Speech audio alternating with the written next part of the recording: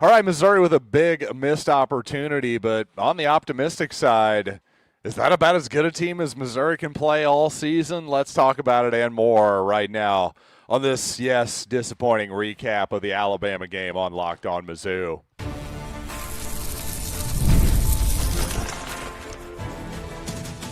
You are Locked On Mizzou, your daily podcast on the Missouri Tigers, part of the Locked On Podcast Network, your team every day.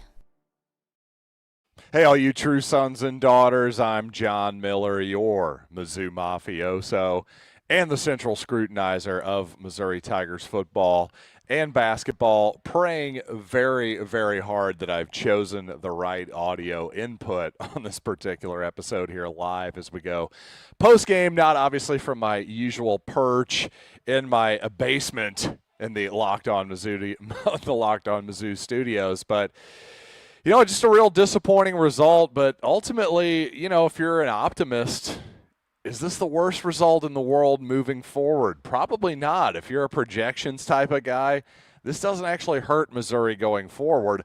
Obviously, though, if you're trying to win the SEC, make the CFP, every win matters. And, yeah, this was a huge missed opportunity for Missouri. There is no doubt about it. But you know what?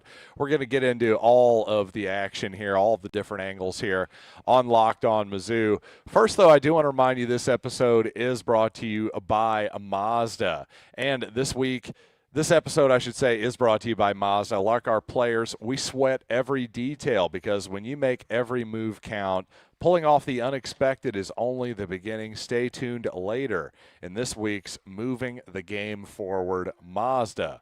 Move and be moved.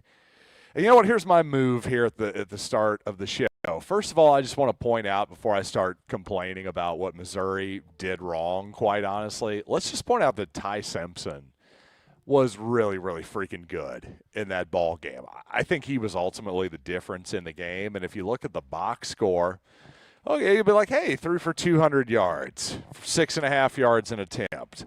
Big whoop, right? Well, sometimes I think this is why the traditional box score can mislead us as football fans a little bit, because I'll be honest, I thought Simpson was really, really freaking good in this game. When they needed a pass that was threaded down the middle, for example, for 20 yards for a touchdown, they got it. I mean, Simpson just knew when to pull the ball and run, and really, I just want to give him a ton of credit. I thought ultimately he was probably the biggest difference in the game. But on the other side, if I'm going to bring up how good Ty Simpson was, well, I got to be brutally honest, too. I thought this was the worst game Bo Prabula has played in a Missouri uniform, and it wasn't particularly close. And I'm not saying Prabula didn't do some good things, because he definitely did do some good things in this game. But unfortunately, the bad really outweighed the good, especially when you consider that early, I believe in the first quarter, Prabula rolling out to his right had Marquise Johnson wide open down the right side of the field, and, well,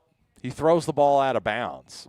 That just can't happen in that situation. You got to at least give Johnson a chance to run up under that football. To throw it out of bounds was just really the kind of play that may have cost you the game. And, Prabula threw at least one or two bad interceptions. Listen, I'm kind of spitballing here. I'm shooting from the top of my head here after the ball game. So I've filmed every single snap from the all-22 perspective.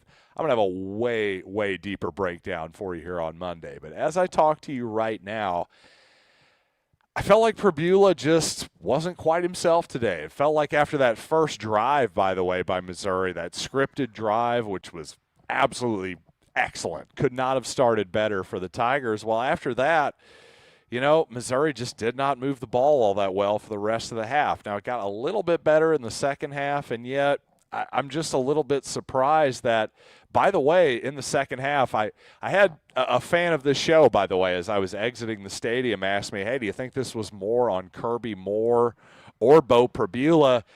And my initial response to this person was, I think it's more on Prabula. And then yet, the more I look at it here, I got to say I'm stunned to see the pass-to-rushing ratio. 28 pass attempts for Prabula to 17 rushing attempts for our running backs total. Ahmad Hardy had 12. Jamal Roberts with 5. I'm sorry, that's just not enough. You got to run Ahmad Hardy more in this ball game. You got to, I don't know. Ahmad Hardy, 4.3 yards per carry, 12 carries, for 52 yards. You might say, okay, it wasn't his best, most explosive game ever. I'm just telling you what I've seen of this Missouri rushing attack. By the way, go back to 2023. Go back to Cody Schrader. Remember the Tennessee game, the last matchup between a couple top 15 teams at Faurot Field? Well, second half, the holes started opening up for Missouri and that outside zone scheme, especially on the outside run. To me, just keep challenging those Alabama corners on the outside to make tackles. But to me, it's not as though Hardy was bottled up or anything, or Roberts for that matter. I just thought Missouri probably abandoned the run. Abandon is too strong of a word, but went away from the run too much in the second half, and I thought that played to Alabama's advantage. That was the thing I was hoping that Alabama would do. But you know what? You look at Alabama's rushing attack, Jam Miller, who exited at one point in the game with a concussion, it looked like, or some kind of head injury. Well, he had basically the same yards per carry, the same 4.3 yards per carry that Jamal Roberts and Ahmad Hardy and Missouri did, their lead running back. But it just felt like, I don't know. I understand Alabama has the lead, so it's going to lend itself to running out the clock more at the end of the game. It just felt like, man, as many times as Missouri has been able to give the ball to Hardy in these previous games, just over and over again, the fact that they couldn't find it to get him the ball there, I got to question that a little bit. Again, I'm going to look back on all this and make some final determinations here, but I got to say I'm just surprised by how relatively little the Tigers ran the football. I understand they were trailing for a lot of this game, but to me, I just thought that was yet another part of the missed opportunity here. But again, on the pessimistic side, you'll say, hey, this is a missed opportunity. But what about if you're an optimist for the rest of this season for Missouri? Well, the Tigers only lost by 3. It's not as though we got our doors blown off or something. And quite honestly, Missouri did not play its best game. I don't think we've seen Missouri play its best game so far, and yet it lost by a field goal to one of what I think is the best teams in the entire country, certainly one of the best 10 teams in the entire country. So that tells me that Missouri is about what I at least thought they were, a top 10 to 15 type of club. So you know what? There's a lot to get into still on this game. We got to zoom out and look at the rest of the season for Missouri. And by the way, also, I got to say I was shocked by how a few snaps that the great Ryan Williams got for Alabama in this ball game. So let's talk about all of that coming up here in just a little bit. First, though, DoorDash. Yes, DoorDash, one of our newest and best sponsors. And it is the weekend, ladies and gentlemen, so it's time to look back and crown this week's MVP, who delivered, powered by DoorDash, just like you can win every Saturday with DoorDash Streaks, saving more every time you order. Well, these players delivered when it mattered the most.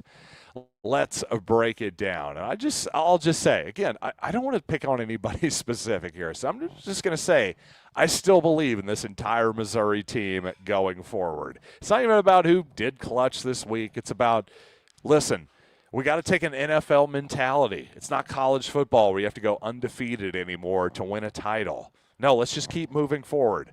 We're on to Cincinnati, as Bill Belichick likes to say. And just like Missouri is going to, I think, continue delivering for its fans this season, DoorDash delivers your Saturdays with DoorDash Streaks.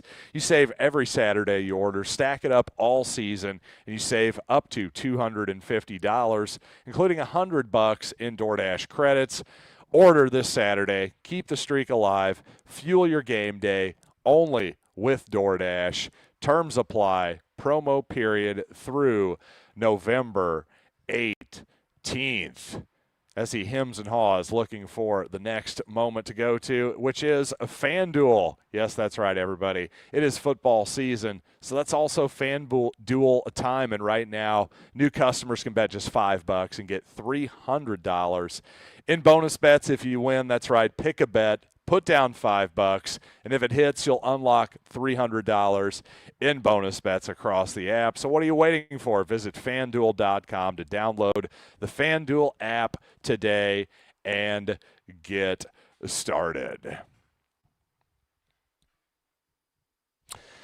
You know, I really wish I had a victory to talk about with you all, but once again, it's not as though Missouri got beat 45-3 or something like that. I do think that's important for people to keep in mind because while all of us are incredibly disappointed right now, everything for Missouri, just like, frankly, for Alabama, after week one, the Tide lost a fairly humiliating ball game to Florida State away from home.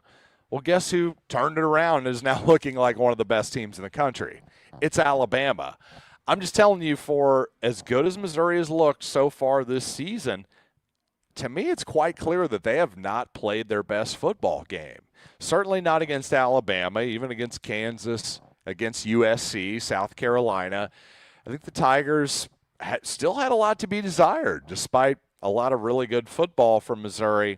I still think there's much to improve on. I will say this, while Ty Simpson was able to get some clutch third downs, some clutch touchdowns, he was really, really good in the ball game. It was good to see Missouri not get burnt for massive explosive plays over the top, that kind of deal. So I still think there's a lot of positives to take away from this game. By the way, some of y'all got to help me out on this one. I'm in the end zone.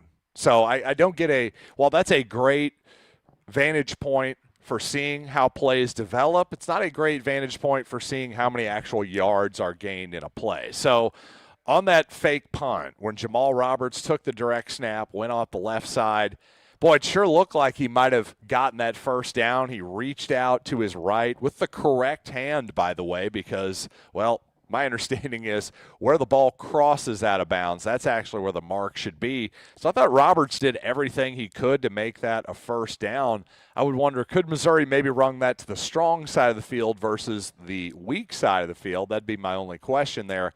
But seriously, I'm asking all of you, was that a first down? Did he get there? It just seemed like it was too hard of a call to make to me. I just, to be honest,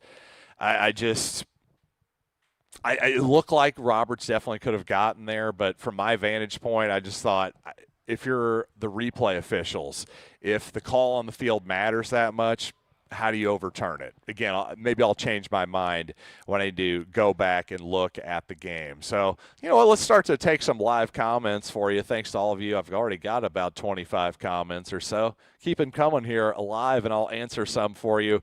Toast, an Alabama fan, said, great game. It absolutely was a great game. It's kind of what I thought was going to happen, something that came down to one possession, a field goal, that type of deal. Unfortunately, Missouri was just on the wrong side of it.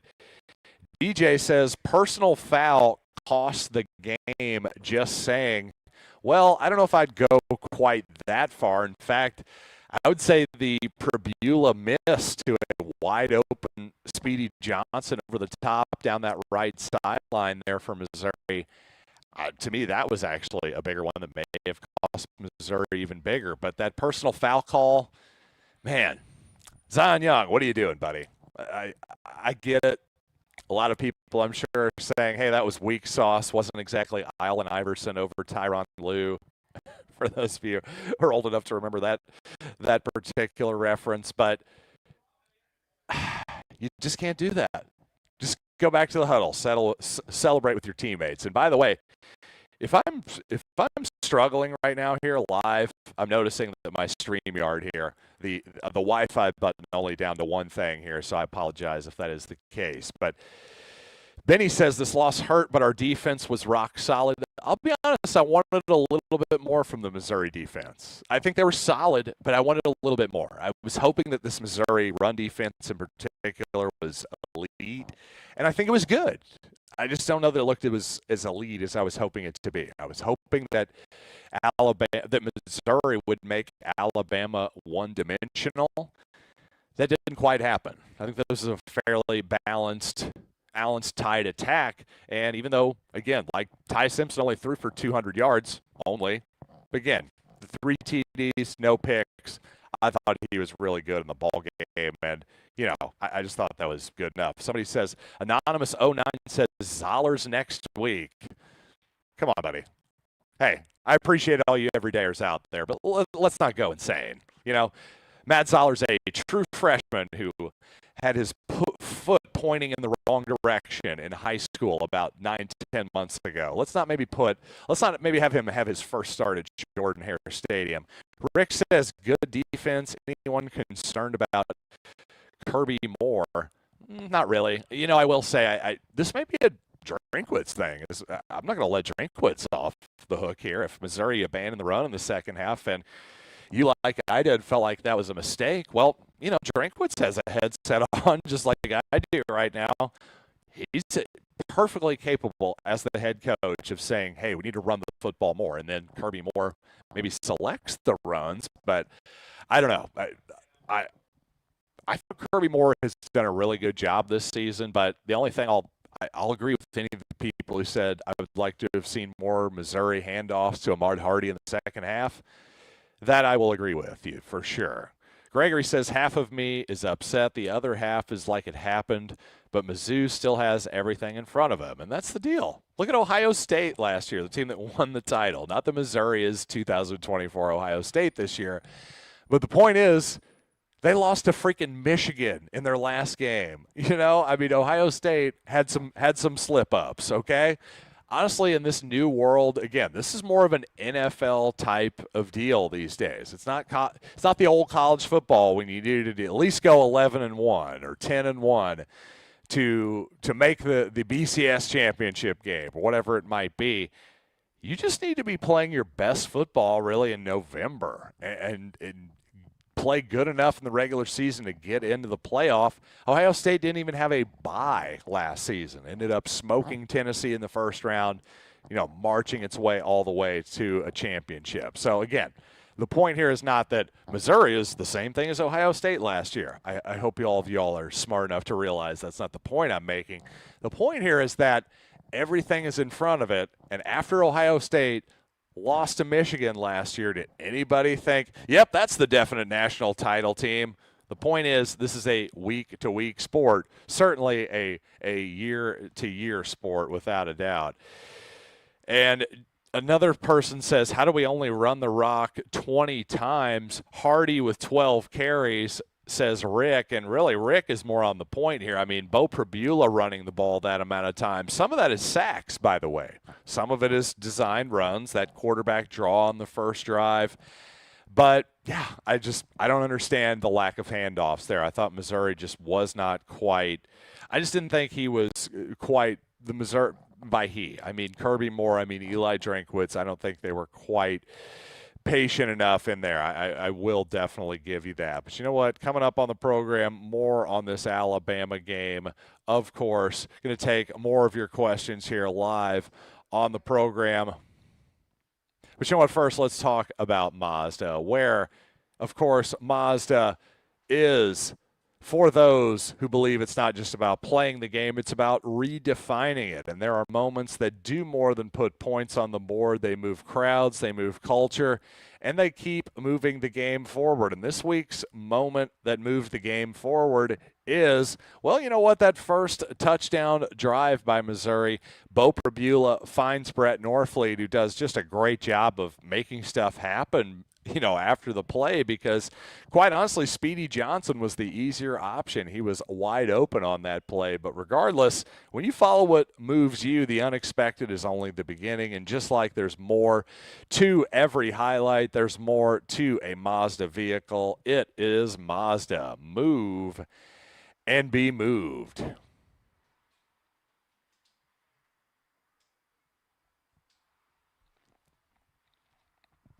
So, you know what, let's go a little bit more positive here for just a minute as I take a quick sip of my beer. I will say, excuse me, Donovan Olubade, by the way, another incredibly clutch fourth down play. After the one he had against Kansas, he has another one in this Alabama football game.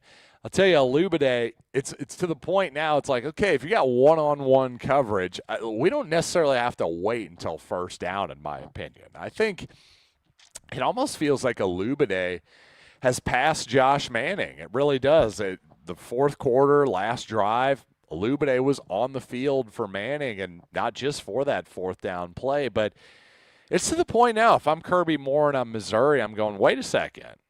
If I put Speedy Johnson on the outside, there's no way you can't give him safety help, right? Especially in man coverage, whatever it might be. If you're going to put Speedy Johnson on the outside, you can't just count on a corner to cover him one-on-one, or he's going to probably beat you over the top. But Olubade on the other side, if he's your other boundary guy, along with Coleman, Norfleet on the inside, if Olubade is your other outside guy, well, I don't know. He's not the speed type of player that Marquise Johnson is, but my goodness, the way he can win those one-on-one balls, to me, you're really putting the defense in a bind there. You got two guys on the outside who can both go vertically. Now, all of a sudden, you're basically forcing a defense that probably wants to play single high safety, that wants to bring another defender closer to the line of scrimmage to stop Ahmad Hardy in this excellent Missouri running game. To me, I think Olubade should be playing over Josh Manning for the rest of the season. And that's nothing really against Josh Manning. This is more of just a compliment toward Donovan Olubade. I know he's a true freshman, but his athleticism, his ability to high point the football and just take balls away in contested type of situations, that's something that plays. Not just for the future. Obviously, I think he's got a great future at Missouri. Heck, even maybe in the NFL with his skill set. But to me, his near future is a guy who, at the very least, you're going to make teams play two high safeties, or else Marquise, Olubade, one of those guys is going to burn you. You can't expect a single high to cover the entire field, of course. So what that does, you force defenses to play too high. Well, what does that do? That opens up the running game for Ahmad Hardy, Jamal Roberts, Bo Prabula, and that Missouri offensive line. That's just my perspective on it. Now, I'll close this out here. I know a lot of people, Missouri ends up down 3 with, gosh, what was it? Let me just check here. I think I have this in my notes. Let's see. Onside kick. How much time was left here? Okay, forgive me. I don't have the exact time here left, but the point is, I know a lot of Missouri fans, including myself, were going, okay, Missouri has 3 timeouts here. I believe it was under the 2-minute warning. So what do? You're down 3. Do you kick it deep, play defense, hope for a 3-and-out, or do you kick it onside, hope to recover the ball, and then, by the way, you still have a chance, as Missouri proved, that you can still get a 3-and-out and still call all your timeouts, get the ball back. Obviously, a major difference in field position there. So I think it's a really good argument. My initial thought was I thought Missouri did the right thing to kick the onside kick. The execution of said onside kick, well, that left a little bit to be desired. It looked like Missouri had a decent opportunity at it, but Alabama ended up calling timeout. Then the second one, Missouri, I should say, kicks the ball about 5 yards forward. Basically, they had no chance there. So I don't want to overanalyze onside kicks here, but I'll just say this thing of Missouri drop kicking the ball and also, not even putting it on a tee for the onside kick, maybe we're getting a little too cute by half there. That's just my opinion. But you know what? As I said, folks, I have taken video of every single snap of this game. I'm going to be diving into it real hard this weekend and trying to figure out exactly what happened here in more detail from the coach's view, the X's and O's perspective. Can't wait to break it all down for you. And by the way, another huge game for Missouri is coming up. Don't lick your wounds too hard. Yeah, we're going down to Jordan-Hare Stadium, Auburn this week. Huge game for the Tigers. Absolutely cannot wait for it. And you know what? Let me check the comments here just before I get out of here one more time. Let's see what everybody else. Hardy didn't even get the ball. Kind of agree, especially in the second half. It's hard to get all those rushing yards when you're playing from behind. Well, that is true, but I will say this. It's not as though Missouri was trailing by 28 or something. The idea that we needed to abandon the run in the second half was silly. But anyway, JB says, we don't need Alabama fans saying good game. F off. We didn't bring our A game. We win this game 9 out of 10 times. I wouldn't go that far. I really wouldn't. I like the spirit. I really do. But I'm not trying to take anything from Alabama. But to your point there, JB, Missouri didn't play its A game. I don't think Missouri's played its A game yet this season. So that's the good news. Missouri can get better, and also Missouri hung right in there despite not playing its A game with, I think, one of the best 10 teams in the country. And I'm saying that conservatively. I think Alabama might be quite a bit better than that, especially after week 1 in Tallahassee. But you know what? Thank you all for joining me so much. I'm sorry it wasn't a better outcome. I really am. But what are you going to do? I can't play right tackle anymore. So until next time, until Monday, I'll have a big, even more detailed breakdown for you. All the stuff, some good old all 22 film for you right here on Locked On Mizzou.